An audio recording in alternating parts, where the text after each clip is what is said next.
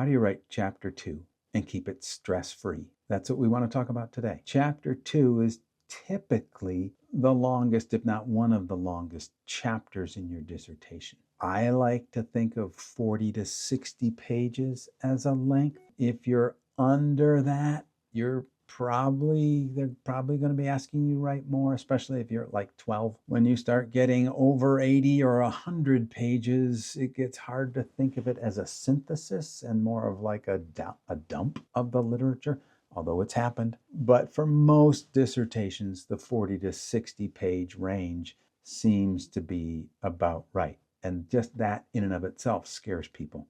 Don't think of it as sitting down to write 50 pages in one seating. I'm Dr. Steve Tippins. I've been working for over 35 years in academia, worked on over 300 dissertations. And my goal is to help people finish their dissertation. If you're looking for help on this or any other area of your dissertation, click the link below and you'll join our free dissertation help community.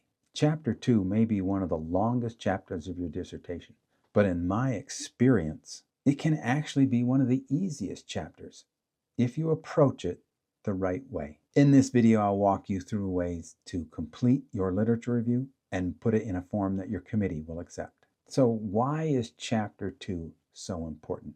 You can think of your literature review not as a summary of literature, but I've heard some people call it a credibility chapter. It's where you get to demonstrate that you know what the field is, that you understand the material that's been done before, and you get to show what hasn't been done before. Your committee most likely is going to use chapter 2 to assess whether your topic is defensible, your research questions make sense, and that your study belongs at the doctoral level. So when do you start your literature review?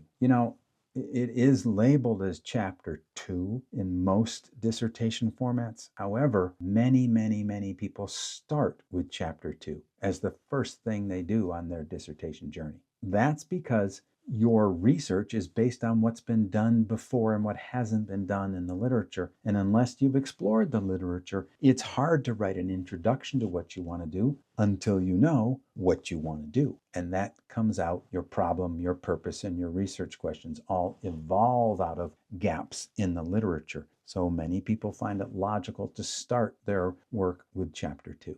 The question I get frequently is, okay, how long does chapter 2 have to be? And I know of some schools that do have page lengths. I know one school that has a minimum and a maximum. It has to be more than 30. It's got to be less than 50 at this particular school. They're providing boundaries for you. I like to think of it not as a length, but as a sufficiency requirement. Meaning, have you fully explained that you understand and have integrated the literature? And have you shown that there is a gap in the literature sufficient to support your research? One of the reasons for minimum pages is so that you can actually show that you have a comprehension of the literature. I've seen several times people submit to me for review 8 to 12 page literature reviews thinking I've covered it all. And what they've done is hit some highlights and kind of used little snippets of each person, but not integrated them. You want to integrate the literature so it shows an understanding. And one of the reasons for a maximum is they can get unfocused if you get too long. So the school that uses the maximum is saying, we want you focused on this range so that you can show you understand the literature and you know how it all integrates together. So you can think of a literature review in a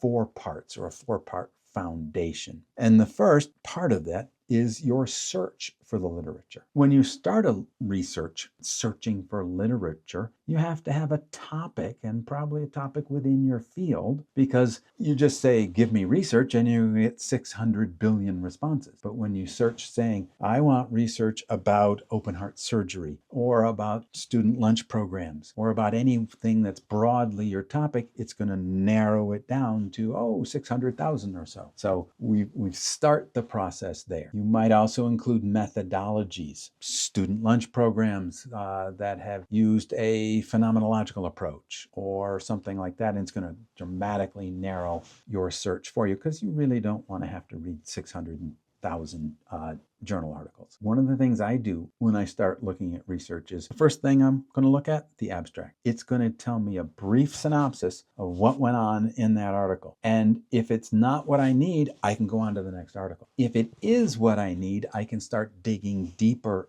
into this, perhaps going to the results section, maybe the methodology section, and then if it's still intriguing me, I can read the whole article. You can also use your search almost like a snowball. Look at who has cited this paper or what papers it cites. That can broaden your exposure to literature and help you find things you might not have found before. In dissertation research, almost every instance I've run into, you want to prioritize peer-reviewed academic journals. The thought being peer-reviewed, they're blind, no one has any interest in getting this published, so they've accepted it on its merits. Academic, meaning it was written for an academic audience. You want to limit your number of dissertations because many committee members think, oh, well, that was the committee and they wanted this person to move forward, so it might not have been as rigorous. The problem is many times you'll find a dissertation that really fits what you want to do or provides support for what you're doing. One of the things you want to do then is search for that author's name to see if they've published in a peer-reviewed academic journal, which is going to give it more weight for what you're doing your research on. Once you've done a search, the next step, immerse yourself in the literature. Read and read and read and start keeping track of what you're reading and what you're finding. And you can do it on paper or 3x5 cards or in a Word document or in things like Zotero or Mendeley or other systems that help you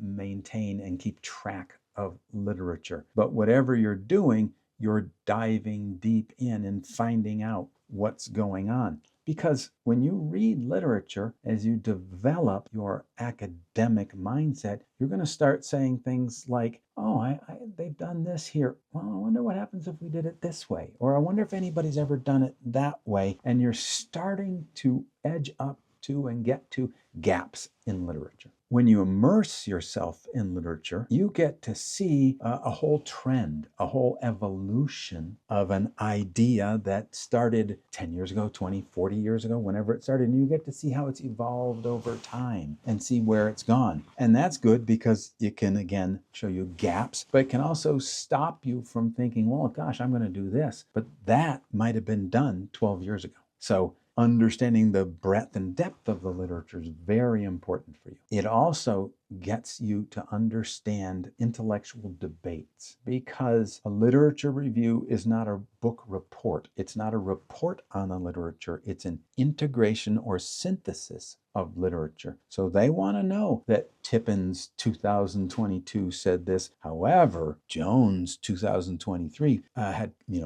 different results or something, and they use different, and you'd be able to discuss different data sets, different whatever they had, but you get to show that it's not all agreed upon, if that's the case, by having that immersion in the literature. Your next step, once you've done this, is you have now begun to understand and identify a gap or gaps in the literature. And a gap is quite honestly where knowledge stops or what we haven't done or don't know. And this could be where your research begins. When you're reading studies, you want to pay close attention to when typically at the end of a study, they're going to say recommendations for future research. That's a great place to look at and begin looking for gaps.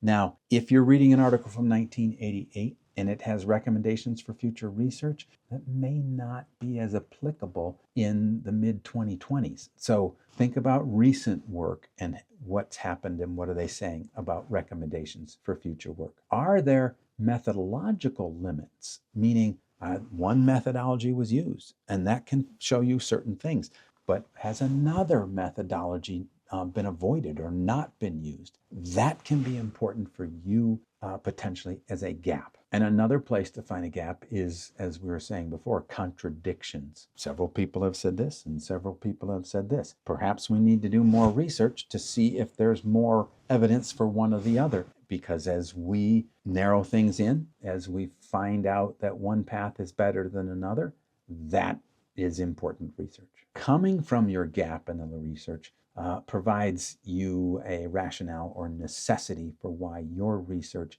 needs to be done. That said, just because something hasn't been done doesn't mean it should be done or can be done even. So you don't want to say, hey, I'm going to look at school lunch programs and I want to find out if we, make students fast for 3 months, what's going to happen to their performance.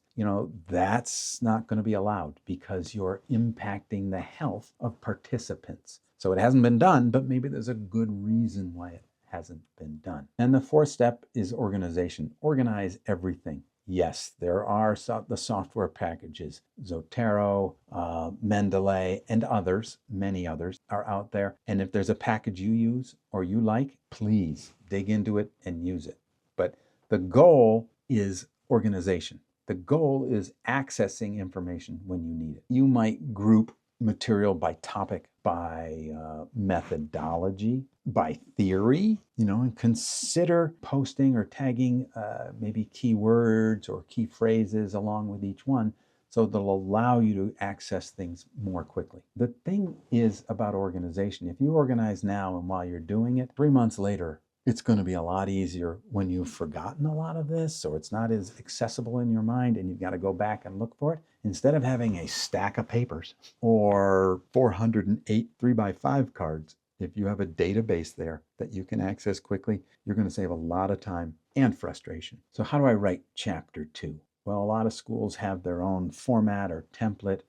Many times there's an introduction. Many times there's also your research strategy following that. What databases did you use? What key terms did you use in order to do this? This is becoming more popular at a number of schools. Then it often is followed by your theoretical or conceptual framework where you develop that more. Now we get to the review of the literature that fully pertains to what you're doing. Now, and that might be 30 pages or so, and that's daunting, and we can't just sit down and write 30 pages, but I bet you over the course of your academic career, you've written a lot of 3-page papers or 4 pages or 2 pages or 5 pages, but you've done a lot of these. And if you think of your literature review as a series of 3 to 5 page papers on certain topics that are used to develop your story to move forward, that's a way to make chapter 2 a lot easier and more manageable because you can think, I'm writing a 3-page paper. Now I need to find this, and I can do that and check it off. One of the biggest stumbling blocks in chapter 2, and you hear back from committees, is you haven't integrated, you haven't synthesized. What you've done is summarized what a bunch of people have done. And you list Jones and Smith and Summerall and Benowitz and etc. You list all of their work and you give a brief summary of it, and you go on to the next one, you give a brief summary. This is, what some people call a string of pearls. You've just glued together a bunch of stuff, but you haven't integrated, you haven't analyzed, you haven't synthesized. And that's what they're looking for, that you have read this and understand not only what they've said, but where it fits in the literature on the topic. Integration or synthesis means you can report what's said, but also report where conflicts arise, report where there's different methodologies have been used. So it says, I've read this, I understand it, but I also know what's different about each one. And I also know where limitations of one run into the limitations of another, or where there might even be errors in research, which we find out over time. You have explored it and have the depth of understanding to be able to say that. And at some schools, you're asked to justify your methodology within your literature review. You're going to do it either in chapter 2 or chapter 3, so you might as well get ready to do it. That which means you understand the literature. You have citations to support it, but you also understand limitations, how you're going to proceed with it, and what results might come from it because of the methodology you choose. As a committee member, what do we look for in your dissertation and in your chapter 2? We look for that you have presented a depth of understanding of the literature, that you have not found every researcher, but really the important ones show up in your research. We look to see that your literature review and what you've talked about supports your problem statement and your purpose and your research question, because ultimately that's the purpose, is to support what you want to do. We want to see that your literature review shows not only a breadth of literature, but evidence of critical thinking. You're not just blindly accepting things. You're showing where there's limitations, showing where there's integration. Finally, Chapter 2 is not busy work. It's the intellectual foundation for what you want to do. If you do Chapter 2 well, you now have support for your problem statement and your purpose and your research questions, and it makes everything and the rest of your work easier to defend and easier to do. And ultimately, I like to think of Chapter 2 as a story. It's a story you're telling based on the research that is out there, and understanding that research to when the reader gets to the end of your story, they conclude that, yeah, they know what they're talking about, and what they want to do is justified. Taking the time on Chapter 2 to set it up properly sets you up properly for your entire dissertation. And if you're looking for help, click the link below to join our free dissertation help community.